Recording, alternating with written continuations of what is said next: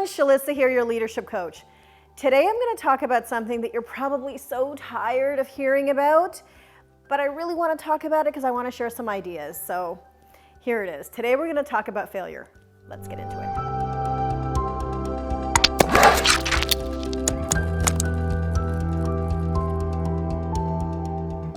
Welcome to my YouTube channel, the place where you will find the training and coaching that you need to level up your leadership game.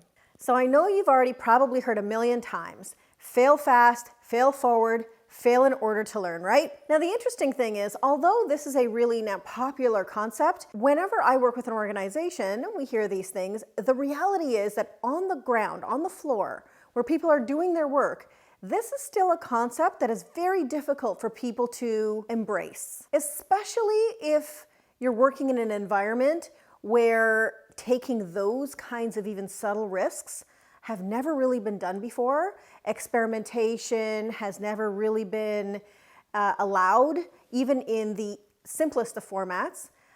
It is very difficult to even find moments where it feels really safe to try something and not worry about the effects if it doesn't go exactly as planned. So here's what I do believe. Obviously, I do feel that learning by trying stuff and failing, but learning from that failure is very important. However, I also know that the trepidation that exists for leaders, people leaders, and teams when it comes to failing is also very real. So if you're in that camp, I have a few things I want to share with you. The first thing that I'd like to share is that not all failure is created equal. So that seems like an obvious statement, but in the real world, I don't see people really making that conscious differentiation. So let's, for the sake of simplicity, say there are big things that don't go right, and then there are small things that don't go right. Let's start with the big things that don't go right. With the big things, everyone on some level has experienced this. So the big things that don't go right do feel like failure. So if you are like true failure, the way that we have consistently defined failure throughout our lives. So those are things that have gone pretty bad. There's an extreme sense of urgency around fixing something, correcting something. There's a significant sense of loss in some way, and there's also reputational risk and other risk that can present itself. Now there is still, of course, learning that comes out of it. It's some big learning. You're gonna look at everything and probably, hopefully try to figure out like, how did we even get here, and let's not do that stuff again. But the learning with big failure feels more lagging. And what I mean by that is it feels like it's too little too late, and you're also learning with a ton of regret, which doesn't feel good. Now, one thing I've noticed after working with a lot of different companies and seeing some pretty big failures is that some of those failures could have been avoided or intercepted had the teams or the organization done a little bit of testing in advance. So if they had tested the idea, if they had run it by a few folks, if they'd made up some prototypes and asked for some opinions, it would have either completely eliminated the failure or it would have dramatically reduced the impact of it. Now, those small things that I'm referring to are really upfront validation steps of some sort to validate, research, and learn upfront whether or not this thing that you want to do, this idea, this whatever that you're trying to implement, will actually work and resonate. The other way that small things that don't go right is different from the big things is that it doesn't require massive, urgent changes. It requires more small pivots and tweaks along the way. The third way that these small things that don't go right are different is that there's almost no reputational risk, business risk of any sort. The fourth way that it's different is that there's a sense of benefit. You're benefiting from what you're learning in that moment. And interestingly, there's also a sense of strengthened reputation.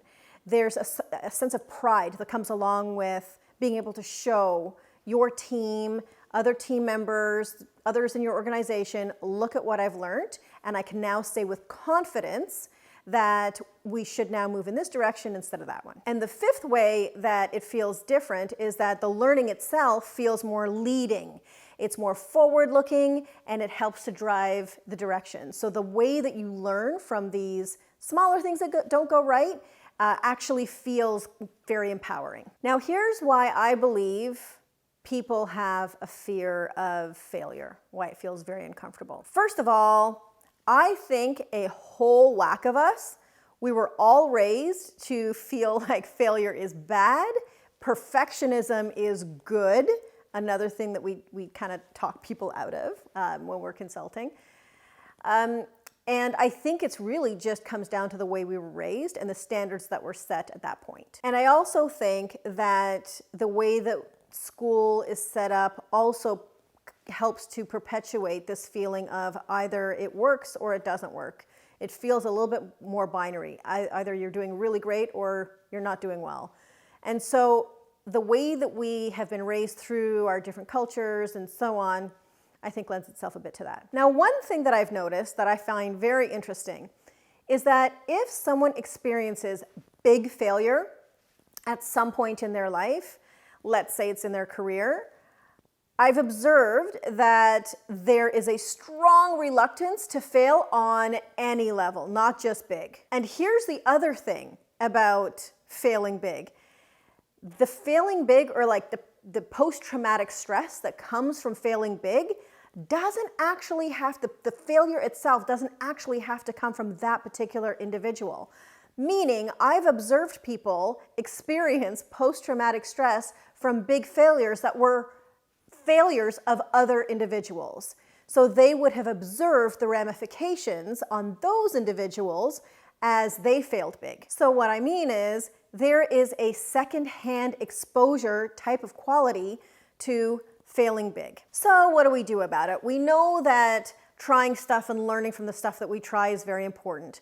So how do we deal with this? Well, I have a few things I want you to test out. For yourself and for your team, I'd like you to redefine failure in general by breaking it out into big versus small failures. Really get comfortable with the notion that not all failure is created equal, and that the small things that don't go right, when you're doing them in order to really understand, are actually incredibly valuable. And the second thing I really want you to do is really take a look at the stuff that you're working on now and discuss with your team what the right steps should be to understand how the project is going to react once it's completed. So what are those things that you can do now to validate how that's going to look once it gets out in the world? Thank you for watching my YouTube video today.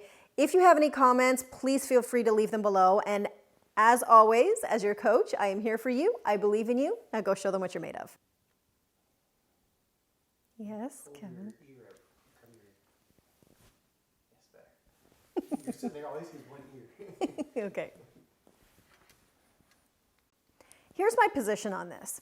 I do believe I am of the perspective. Now there is, of course.